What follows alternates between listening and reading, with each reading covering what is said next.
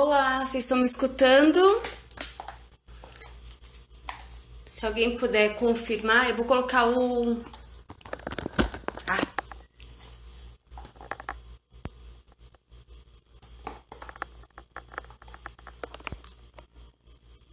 Vocês conseguem ouvir? Eu vou dar uns minutinhos, tá? Para o pessoal entrar e aí a gente começa. Eu também, gente, eu tô morrendo de saudade, vocês não fazem ideia.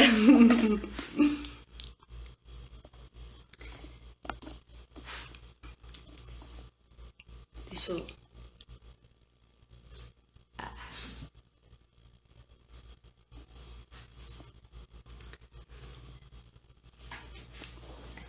Olha quanta carinha linda aqui, fico toda feliz. Bom, deixa eu só dar uma fuçada.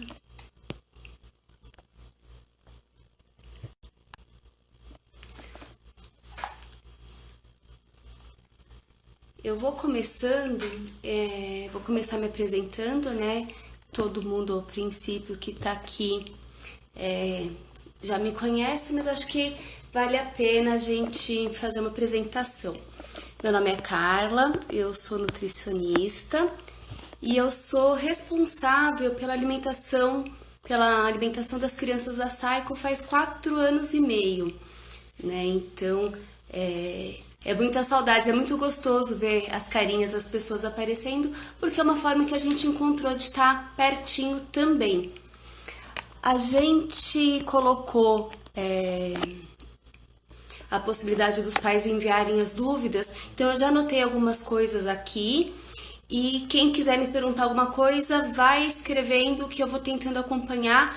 Sou péssima como blogueira, tá, gente? Peço paciência, mas a gente vai batendo um papo na medida que vocês vão perguntando também, tá?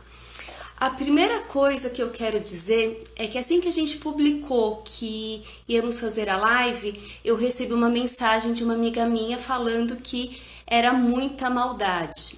Falou, Carla, a gente tá em casa com as crianças fazendo home office e vem a live da nutricionista para falar que a gente tem que fazer um monte de coisa, né, para dar mais trabalho ainda, para gerar mais demanda e mais culpa nas mães. E aí eu expliquei que justamente a ideia era o oposto disso. A ideia dessa live é a gente conversar um pouquinho a alimentação das crianças justamente para facilitar a vida das mães, né, das famílias, dos pais e também das crianças, né? Então, a gente colocou recentemente no site da Cycle uma mensagem sobre a importância da rotina para os estudos. Deixa eu só tentar melhorar essa luz aqui, que tá bem no meu óculos. Acho que melhorou um pouquinho, né? Enfim, a gente colocou no site da Cycle uma matéria, né? Um post sobre a importância da rotina para os estudos. E eu acho que a gente pode começar, então, falando da importância da alimentação também dentro dessa rotina, né? E aí eu repito, né? A gente tem famílias diferentes, com rotinas diferentes, vivendo em situações diferentes. A gente tem muitas famílias que os pais estão fazendo home office, a gente tem muitas famílias que os pais estão trabalhando e temos também famílias que os pais estão dentro de casa. E tudo isso vai interferir na rotina da família. E eu falo muito por mim. Eu tenho 2 filhos também, né? Para quem não sabe, que também tem as demandas da escola, e se a gente não consegue organizar essa rotina de estudos dele com a minha rotina de trabalho e com a rotina da casa, a gente se perde. Então, uma maneira de ajudar a família toda é que a gente consiga estruturar algum tipo de rotina. Horário para todo mundo acordar, horário para lição, horário para alimentação. Por quê? Se cada um se alimenta num horário, se cada um acorda num horário, se eu preciso parar para fazer lição com um, depois parar para fazer lição com outro, o dia simplesmente não rende. Então é importante que a gente tenha, não precisa ser um horário super rígido, não precisa acordar às 7 horas da manhã como a gente fazia antes, mas é importante que a gente tenha uma rotina para que as crianças consigam ter essa tranquilidade de como vai ser o dia, né? Então acho que esse é o primeiro ponto para todo mundo e para a gente também, né? Se a gente tem alguma rotina, a gente acaba tendo uma alimentação melhor, acaba beliscando menos e isso acaba refletindo também na alimentação das crianças. Quando a gente fala de ter rotina, de fazer uma alimentação todo mundo junto, a gente pensa justamente nisso, na alimentação da família. Eu sempre falo lá na escola que a alimentação coletiva dificilmente agrada todo mundo exatamente por isso, né? A gente sabe que cada família tem um hábito e cada criança traz esse hábito com ela. Então, quando a gente está pensando na alimentação em casa, o que essas crianças vão comer? Essas crianças vão comer aquilo que a família está comendo. E aí é importante a gente olhar para essa família como um todo, justamente para que todo mundo consiga passar por esse período de uma maneira bacana, saudável e que depois a gente consiga manter esse hábito por mais tempo, né? Não, a gente precisa pensar, e aí é uma coisa que é bem complicada, que a gente não tá tendo férias, né? Eu acho que eu mesma, quando a gente fechou a escola, eu achava que a gente ia passar de uma velocidade muito mais rápida do que de fato a gente tá conseguindo sair desse processo. Então, quando a gente sabe que são férias, a gente tem um período, então assim, temos 15 dias em casa, nesses 15 dias a gente vai relaxar, vai descansar, vai comer besteira, é uma coisa. Outra coisa é quando a gente pensa num processo de isolamento que a gente não sabe muito bem quanto tempo vai durar. Só pensar que a gente já está mais de 60 dias em casa. Se a gente ficar todo esse período se alimentando de uma maneira ruim, a volta para a nossa normalidade vai ser ainda mais difícil, né? Isso não quer dizer que a gente não possa ser flexível, que a gente não possa comer um chocolate de vez em quando, que a gente não possa fazer algumas coisas que a gente não faz no dia a dia. Isso significa apenas que a gente tem que continuar olhando para essas coisas como exceção. Eu não posso todos os dias comer pizza no almoço, porque depois isso acaba virando a minha rotina e não é isso que a gente quer. A gente pode de vez em quando substituir o almoço por um lanche, por uma pizza? É claro que podemos, mas isso não pode ser com tanta frequência, né?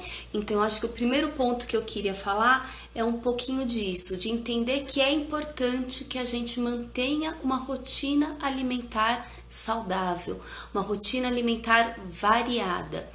E aí, a gente vai se basear um pouquinho naquilo que a gente faz na escola. Eu não sei se todos os pais acompanham o cardápio, mas a gente tem uma preocupação muito grande com a qualidade e com a variedade daquilo que é oferecido para as crianças lá na Cycle School. Então, vamos pensar que essas crianças muitas vezes vão para a escola sem tomar café da manhã. Então, a gente tem uma grande preocupação com o nosso lanche da manhã. Os nossos lanches, tanto da manhã, tanto da tarde, sempre começa com as frutas. Por que isso? Porque quando a gente começa o lanche com as frutas, a gente garante que aquele alimento vai ser consumido pelas crianças, principalmente pelos mais novos. É muito comum que as crianças, principalmente as pequenas, prefiram o pãozinho do que as frutas. Se eu começo o meu lanche pelo pãozinho, né, pelo carboidrato, que às vezes é um bolo, às vezes é um biscoito de polvilho que eles adoram, mas se eu começo o meu lanche pelo pãozinho que eles gostam, é muito provável que muitas crianças comam o pãozinho e depois rejeitem a fruta. Então, o que a gente faz? Eu acho que isso é uma coisa que é bacana para continuar fazendo em casa. Primeiro, a gente oferece as frutas. No caso, na escola, a gente sempre tem duas opções em todos os lanches. Então, por exemplo, agora que é época de kiwi, carambola, laranja, mexerica, provavelmente a gente teria uma dessas frutas e alguma outra fruta mais comum, como banana, maçã, pera, mamão, para as crianças escolherem. Grande parte come as duas, mas pelo menos uma fruta a gente insiste para que a criança pelo menos experimente, para daí a gente oferecer a outra parte do lanche. E isso é extremamente importante, por quê? Porque essas crianças precisam dessa refeição de manhã, elas precisam do café da manhã para poderem se desenvolver bem na escola, para poderem cumprir com essa rotina. A mesma coisa em casa. Em casa, o que eu acho que é importante nesse período? Criar o hábito de tomar café da manhã ao acordar. Mesmo que a gente não acorde tão cedo, mesmo que não seja logo em seguida. Mas é um bom momento para a gente aproveitar e colocar essa alimentação na rotina rotina das crianças. A gente sabe que no dia a dia as crianças acordam entre ficar 5 minutinhos a mais na cama e sentar para tomar o café da manhã. No geral, elas preferem ficar 5 minutinhos a mais na cama e aí elas acabam indo para a escola sem essa refeição. Agora em casa é uma ótima oportunidade para a gente reforçar esse hábito alimentar. Então sim, o café da manhã é uma refeição muito importante. Então vale a pena, né, acordar e fazer uma refeição com calma e de preferência, claro, todo mundo junto. Na escola a gente tem, né, as crianças vêm, chegam, fazem o lanche da manhã e depois a gente tem o almoço. Em casa, se vai ter lanchinho da manhã, se não vai ter lanchinho da manhã, vai depender muito da rotina e do horário que essas crianças vão acordar. O que eu acho que é muito importante também a gente frisar. Se for fazer um lanchinho da manhã, não é para fazer um lanchinho na frente do computador fazendo a aula. Eu sei que as crianças já voltaram para a rotina, eu sei que elas têm bastante atividades para fazer, a família também tem as suas atividades, mas o que acontece? Quando a gente come olhando para o celular, olhando para o computador, assistindo um filme, a gente não presta atenção naquilo que a gente está comendo. E aí a gente acaba exagerando na quantidade de alimento que a gente consome. A gente não percebe, a gente não dá tempo de ter saciedade e a gente vai comendo, Todo mundo aqui com certeza já me ouviu falando da história da pipoca, né? Eu insisto na pipoca do cinema. Quando eu era criança, não podia comer dentro do cinema, né? E ao cinema era como se fosse ao teatro, a gente não podia ter essa alimentação lá dentro. Hoje, quando a gente vai no cinema, a primeira coisa que a gente sente é aquele cheiro maravilhoso da pipoca com manteiga. E aí a gente compra aquele balde enorme de pipoca e aquele copo enorme ou de refrigerante ou de suco, que pensando aí na quantidade de açúcar não vai fazer muita diferença, e a gente vai com o nosso combo assistir o filme. Muitas vezes o filme nem começou, a gente ainda tá lá assistindo os trailers e a gente já comeu quase toda a pipoca. E a gente não teria comido essa quantidade tão grande se a gente estivesse em casa prestando atenção naquilo que a gente está comendo. Então eu acho que é importante a gente pensar nisso. A primeira, né, uma outra coisa para a gente pensar tá na hora do lanchinho, tá na hora do snack, é o intervalo da atividade, da aula.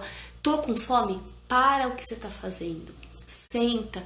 Come com calma, come prestando atenção naquele alimento. Isso é super importante para todo mundo, mas para as crianças principalmente.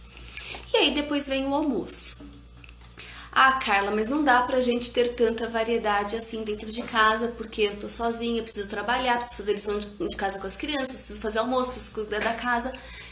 Algumas coisas são bastante simples pra gente fazer. E aí eu acho que tem algumas dicas que podem ajudar as famílias nesse dia a dia, nesse planejamento para o nosso dia a dia. Uma coisa que eu acho que é muito simples e que faz toda a diferença, que no meu dia a dia eu não consigo implementar, mas que eu tenho feito bastante nesse tempo de isolamento, é o cardápio da semana. Isso me ajuda muito porque eu não tenho saído de casa, eu tenho saído menos que eu posso e quando eu saio eu já vou ao mercado. Se eu sei o que a minha família vai consumir, se eu tenho mais ou menos planejado o que eu pretendo oferecer nos próximos dias, eu já garanto a compra de todos aqueles alimentos. Então eu chego em casa, passo por todo aquele processo de higienização, que a gente sabe que é super cansativo, né? Eu brinco, tem dia que eu prefiro nem sair de casa só para não ter que chegar, lavar tudo, tomar banho, trocar, né? É um trabalho e tanto, mas que é super importante. Então, você chega, você já faz toda essa higienização, você já separa o que você vai usar nos próximos dias, você já prepara o que você puder preparar, já lava a salada, já deixa as coisas um pouco organizadas para que essa rotina fique mais fácil no decorrer dos dias. Então, ter um cardápio, ter uma lista de compras ajuda muito nesse planejamento da nossa semana. Então, eu acho que isso é uma coisa que é importante. E ajuda também a gente pensar na qualidade do que a gente vai comer.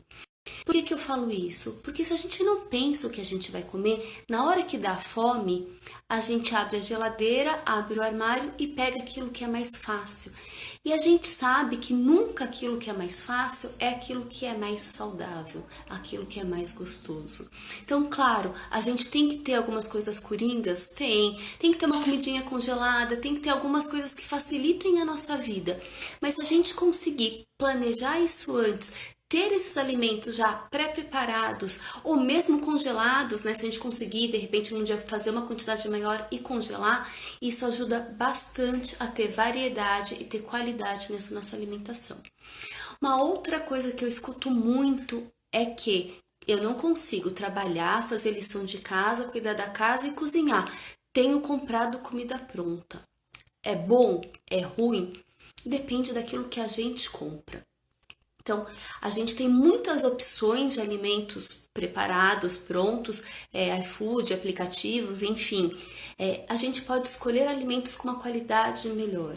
E aí, o que eu chamaria de uma qualidade melhor? Aqueles alimentos mais caseiros, aquela comida preparada de uma maneira mais artesanal. É muito melhor, pensando na saúde dos nossos filhos, pensando na nossa saúde, a gente comprar uma marmitinha congelada da vizinha ou de uma pequena empresa que a gente sabe que é preparado ali, congeladinho, limpinho, do que comprar, por exemplo, uma lasanha dessas congeladas, que é um alimento ultraprocessado, que daqui a pouco eu falo um pouco mais disso, mas que a gente sabe que tem uma quantidade muito grande de sódio, de gorduras, enfim, de alimentos. Acaba sendo um alimento não tão bom quanto se a gente pudesse ter feito ou se a gente comprar de alguém que fez, seja fazer na hora e chegar, né, via aplicativo, ou se a gente já comprar congeladinho e deixar lá no nosso armário. Então, essa é a nossa rotina na escola. O snack da manhã, o almoço e aí o lanchinho da tarde, que é bem importante também. É legal que a gente tenha, sim, essas paradas para alimentação, não só pela alimentação, mas também para a gente ter uma pausa para as crianças respirarem, né, e terem aí o resto de um dia bem produtivo. Então, essas foram algumas das dúvidas que apareceram. Uma outra coisa que também os pais questionaram é em relação aos pequenininhos, né? A gente tem na Cycle crianças de 4 meses até o nosso fundamental, então eu tenho dúvidas aí de várias faixas etárias. Mas então eu vou falar primeiro rapidinho sobre crianças da introdução alimentar. E não é porque é minha paixão, mas é porque eu acho que a gente vai crescendo com as crianças. O leite, no começo da introdução alimentar, continua sendo o principal alimento da criança.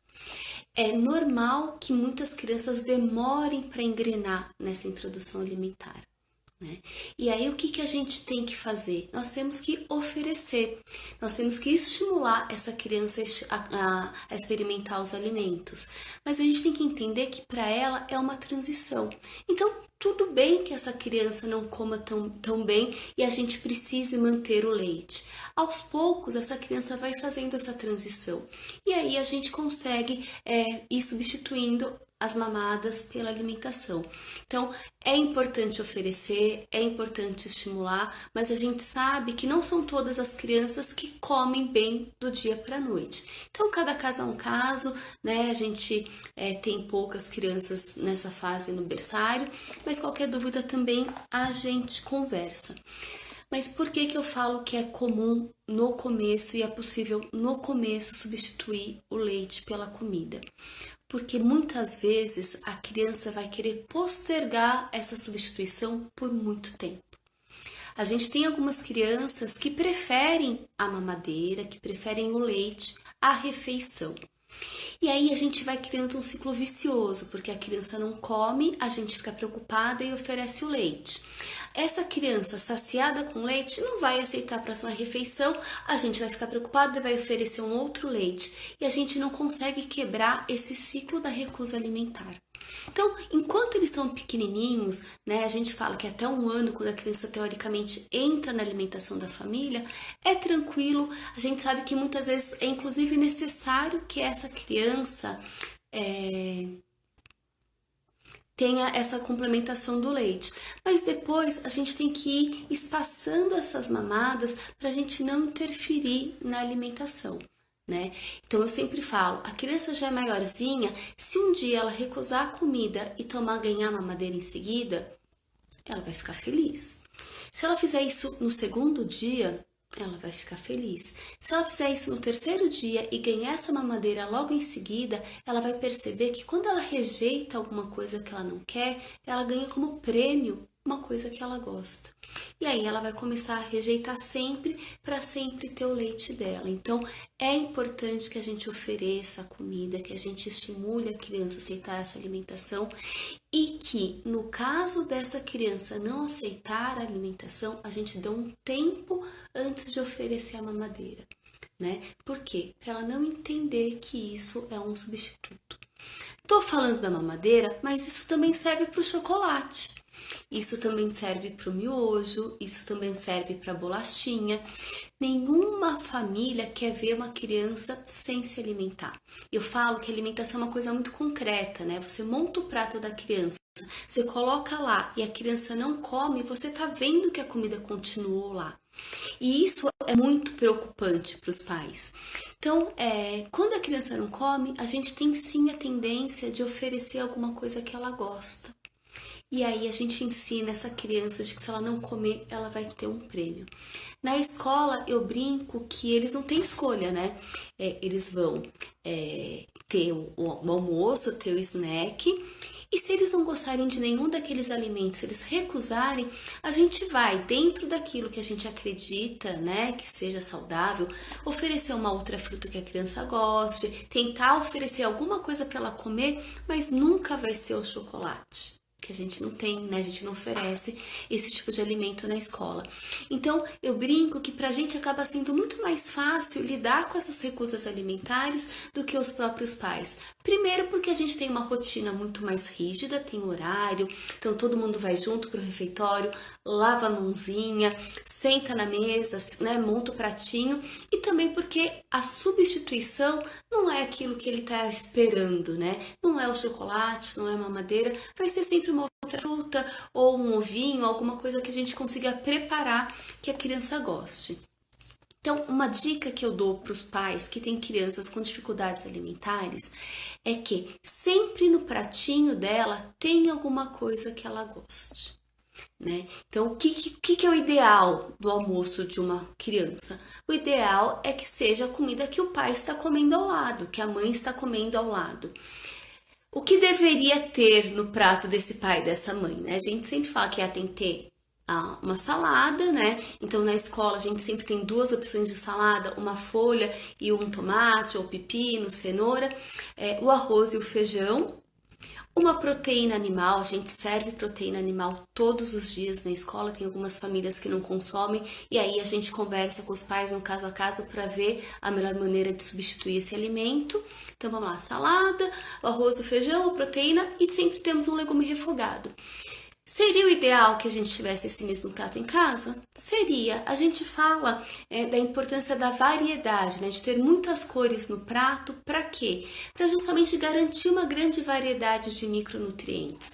A gente sabe até que os micronutrientes estão relacionados ao tipo de a variedade de cor dos alimentos está relacionado muitas vezes até aos micronutrientes que estão presentes nesse alimento. Então, quanto mais colorido o prato, de fato, mais saudável vai ser. Se o prato da família não tiver todas essas cores, não tem problema. Mas o que é importante? Que tenha sempre tudo que a família estiver comendo no prato, mesmo que a criança não goste. Por quê? Porque ela vai se acostumando com aquele alimento. Nenhuma criança acorda e fala, hoje eu quero comer brócolis, a não ser que ele já goste. Mas se todo dia tiver lá uma coisinha diferente no prato, no cantinho, a criança vai se acostumando. E esse contato, conhecer o alimento é super importante para que a criança se aventure a descobrir novos sabores, né? Tanto é que a gente usa muito como estratégia para as crianças melhorarem os hábitos, aumentarem essa variedade de alimentos consumidos. É muito comum que a gente fale para os pais, leva a criança para a feira, leva a criança para o supermercado, deixa ela ajudar na cozinha, porque esse contato com o alimento num outro contexto que não o prato é muito importante para quebrar essa barreira, para estabelecer um vínculo saudável e seguro para essas crianças. Bom, então deveria ter isso no prato da criança. Mas naquele dia não tem nada que meu filho goste. Aí eu fui lá, fiz um prato pro meu filho, coloquei na frente dele e ele não comeu. E aí eu vou fazer o quê? Eu vou deixar ele com fome? Não, claro que não. A Carla falou que eu não posso dar o leite, então eu vou lá, vou fazer um omelete. Aí o omelete ele gosta e ele vai comer super bem. Qual que é o grande problema disso? Ele vai também entender como recompensa.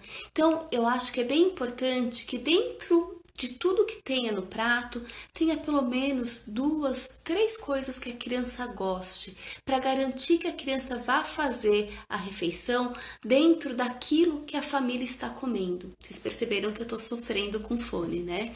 Então, é importante que tenha coisas que ele quiser comer um pouquinho da manga, ele vai comer, mas a uvinha dele tá lá garantida e não vai ser a recompensa, vai ser parte do contexto, vai ser parte da refeição já programada pela família.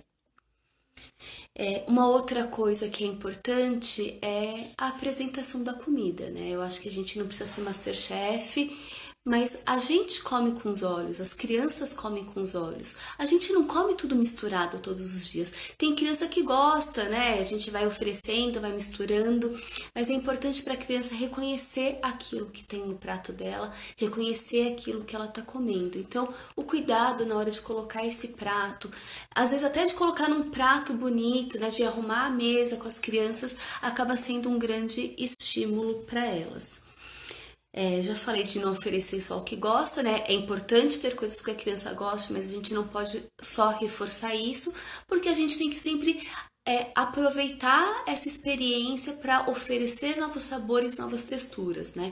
Hábito alimentar a gente forma, né? Se a gente conseguir formar um bom hábito alimentar agora, que as crianças são mais abertas, né? É muito mais difícil chegar na minha idade e querer que eu reaprenda a comer. A gente sempre vai ter as memórias afetivas, né? Então, ter uma alimentação em família bacana é super importante. É assim que a gente vai ter uma relação gostosa com esse alimento, né? Eu brinco muito que eu sou da geração que comia com a havaiana em cima da mesa. Para muitas pessoas isso não significou muita coisa, mas a gente sabe que para muitas pessoas isso muda muito a relação, né? Essa coisa do comer tudo. A gente que monta muitas vezes o prato da criança, às vezes a gente coloca uma quantidade de comida maior do que aquela que elas estão dispostas a comer, mas a gente acaba forçando, né? Estimulando que enquanto não comer tudo não sai da mesa. E a gente premia demais, né? Se comer tudo, ganha a sobremesa. A sobremesa ou tem que fazer parte da refeição ou não tem que existir, né? Ela não tem que ser um prêmio pela criança ter comido. Comer tem que ser uma coisa positiva por si só.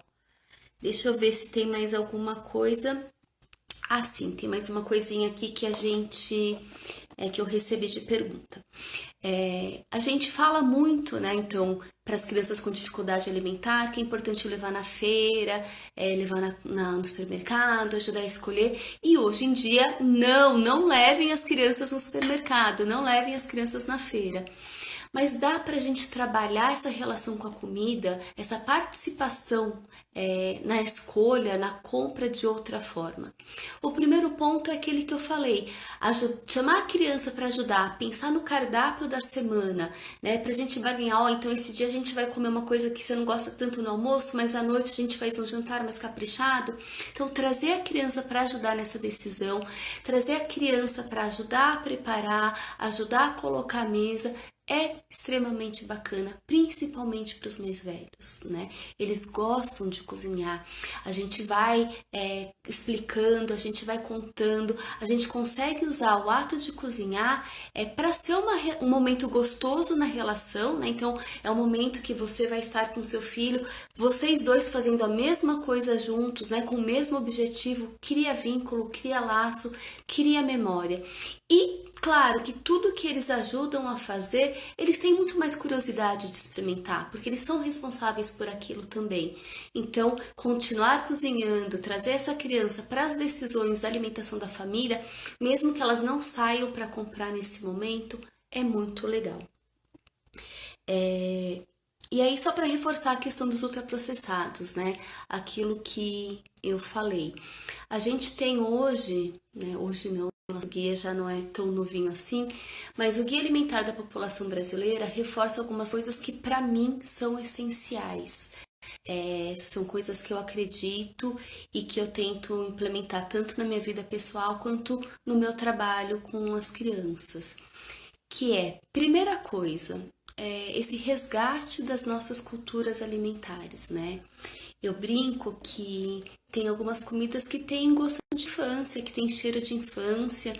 Eu tô passando esses dias na minha mãe, então vira e mexe e fala, ai mãe, faz aquela coisa pra mim. Então, esse resgate do hábito de cozinhar é extremamente importante para a formação de um bom hábito alimentar. Vocês conseguem me ver? Se alguém puder confirmar se eu voltei.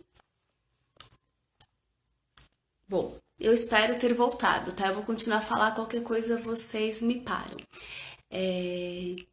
Uma outra coisa que é extremamente importante é o sentar para comer com a família, né? A alimentação tem um papel social super importante também e as crianças aprendem pelo exemplo. Então, eu acho extremamente importante que a família tenha uma relação boa com a comida, que a família tenha uma alimentação saudável, que quando a gente coloque a salada na mesa, a gente não só fale para a criança comer, mas que a gente também coma, né? Então, esse exemplo é extremamente necessário para as crianças se aventurarem em algumas experimentações que são legais. E a outra coisa que o Guia Alimentar fala muito, muito, e aí eu sou super chata, vocês sabem que eu não compro mesmo, que eu não deixo oferecer mesmo, é em relação aos alimentos ultraprocessados, né? A gente sabe que as crianças, que o mundo está com excesso de peso, né? E grande parte desse excesso de peso está relacionado à falta de atividade física, claro, e aos maus hábitos alimentares, mas está muito relacionado ao consumo dos alimentos ultraprocessados, que é tudo que vem no saquinho, né? A gente vê a quantidade de açúcar, de gordura, de sal que tem nesses produtos ultraprocessados. Então, a gente deve evitar isso ao máximo. Por quê? Primeiro, porque eles acabam sendo muito gostosos e a gente acaba consumindo uma quantidade muito grande. Segundo, que eles têm pouquíssimos nutrientes. E terceiro, porque a gente reforça alguns hábitos que são ruins, né? Então a gente acaba se acostumando com sabores muito fortes, uma quantidade muito grande de açúcar, uma quantidade excessiva de sal.